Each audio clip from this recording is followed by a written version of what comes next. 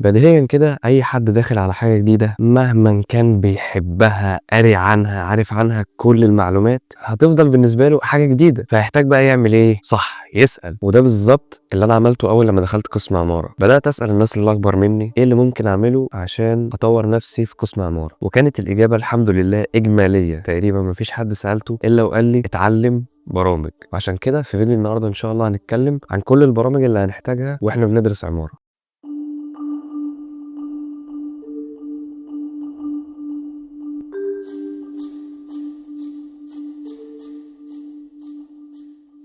مساء الفل يا شباب. طبعا انا لو اديتك الفيديو مضمونه ان انا اقول لك على البرامج وبس كده انت هتسبلي، فانا فكرت كده في حاجه احنا ممكن نقسم البرامج على كاتيجوريز بحيث نحط مجموعه برامج مع بعض، دول يا اما في نفس الشركه يا اما ليهم تقريبا نفس الاستخدامات، وهحاول كمان على قد ما اقدر اقول لك درجه اهميه كل واحد فيهم وايه اللي ممكن تبدا بيه وتتعلمه في الاول. وعلى فكره بقى انا هخيب ظنك حالا لانك تقريبا عارف اول برنامج هقوله، ولكن لا، انا هصدمك دلوقتي، واول مجموعه برامج هنقولها هي برامج مايكروسوفت.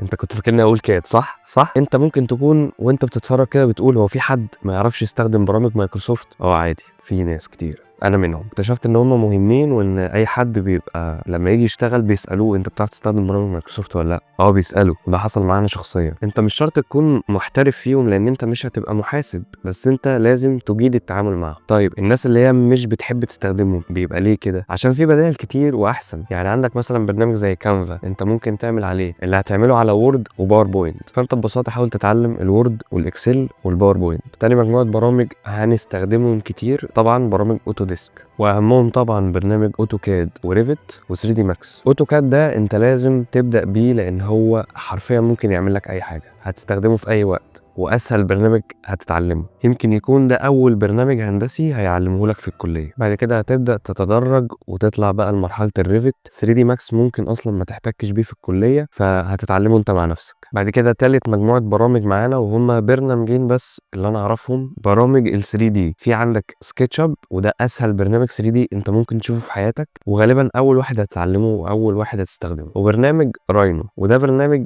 يعني معقد شويه. طبعا اتكلمنا في الفيديو اللي فات عن الناس اللي هي بتشتغل كمصممين على الكمبيوتر، بيبقى ده برنامج سبيشال بالنسبه له. ورابع مجموعه برامج هي برامج الاظهار، البرامج اللي هتخليك تعمل صور حقيقيه لمشروعك. بالنسبه لي اول واحد اتعاملت معاه كان برنامج لوميون، برنامج سهل جدا وسلس وحقيقي تقدر تتعلمه في وقت قصير. في برضو برنامج انسكيب وكورونا. كورونا ده حلو قوي للاظهار الداخلي، لو انت مثلا هتاخد شوت لاوضه نوم، كورونا من افضل البرامج اللي هتعمل لك اظهار لحاجه زي كده. من الاخر بيستخدم في الانتيريور ديزاين اكتر. في برضو عندك دي 5 وفي راي وبلندر. في راي ده مرتبط اكتر بال 3 دي ماكس، وبرضو الاثنين بيستخدموا اكتر حاجه في الاظهار الداخلي، ولكن ينفع طبعا يستخدموا في الاظهار الخارجي. انا بس بقول لك اكتريه الاستخدام بتبقى في ايه. وخامس مجموعه برامج معانا وهي مجموعه برامج اودوبي زي فوتوشوب، وده احسن برنامج بالنسبه لنا احنا كمعماريين لان احنا حرفيا بنقدر نعمل عليه اي حاجه. والستريتور وان ديزاين وافتر افكت وبريمير، اول 3 برامج دول اللي بيستخدموا في الجرافيكس. فوتوشوب والستريتور وان ديزاين تقريبا ممكن تعمل بيهم نفس الحاجات. اصلا ان ديزاين والستريتور الشغل اللي انت ممكن تعمله عليهم تقدر تعمله على فوتوشوب عادي جدا. طب ايه اللي بيختلف؟ ان ان ديزاين مثلا مخصص الحاجات اللي انت بتستخدمها في انك تسوق لنفسك.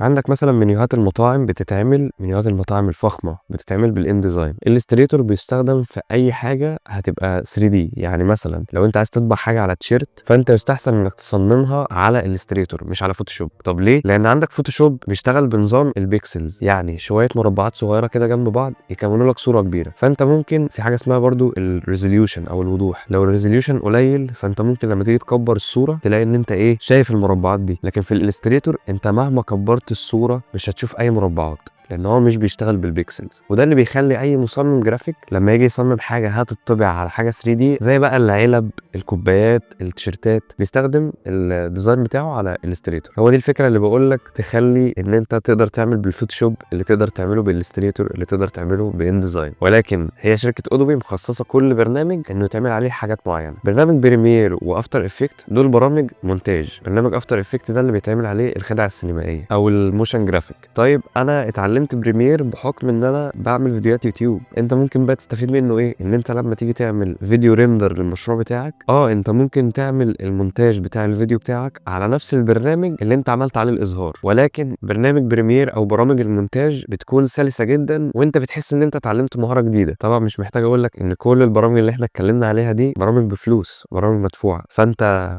مشي حالك. مجموعة برامج رقم 6 بتستخدم أكتر في التخطيط العمراني، أو لو أنت هتعمل حاجات زي كومباوند، مدينة، زي مثلا برنامج GIS، ده البرنامج اللي بيعمل لك خرايط زي جوجل مابس كده. وفي برامج اللي بتخليك تعمل مدينة على سكيل كبير بس من غير ما يكون الملف تقيل، هي أصلا برامج ألعاب زي توين موشن وأنريل إنجن. في طبعا برنامج زي ديزاين بيلدر، ده اللي بيخليك تختبر المناخ اللي بيأثر على المبنى. طبعا احنا حاولنا على قد ما نقدر ندي نبذة عن كل برنامج بيعمل ايه بالظبط، اكيد ما قلناش كل البرامج، ولكن انا متأكد ان انا قلت لك التسلسل بوضوح. يعني انت مثلا فعلا اول ما تخش الكليه هتحتك اول حاجه ببرامج مايكروسوفت عشان تعمل عليها الابحاث، بعد كده هتحتك باول برنامج هندسي ليك وهو الاوتوكاد، واول برنامج هتعمل عليه تصميم 3 دي هو سكتشاب غالبا. ليه؟ لان دي الحاجات السهله اللي تقدر تتعلمها بسرعه وما فيهاش تعقيد يعني. واول برنامج هتستخدمه تعمل عليه اظهار وهو اللوميون. طبعا انت واحده واحده، وكل ما المشاريع بتاعتك تبقى اكبر كل ما هتلاقي نفسك محتاج برامج احسن وتديك كواليتي اعلى، فانت هتلاقي نفسك فعلا كده بتعمل ابجريد. ومع ذلك هقول لك ان اهم برنامج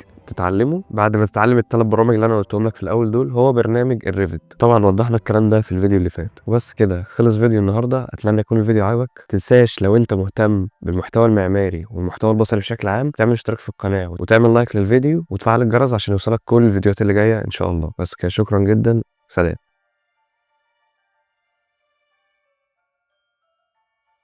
هو انا مخنف كده ليه؟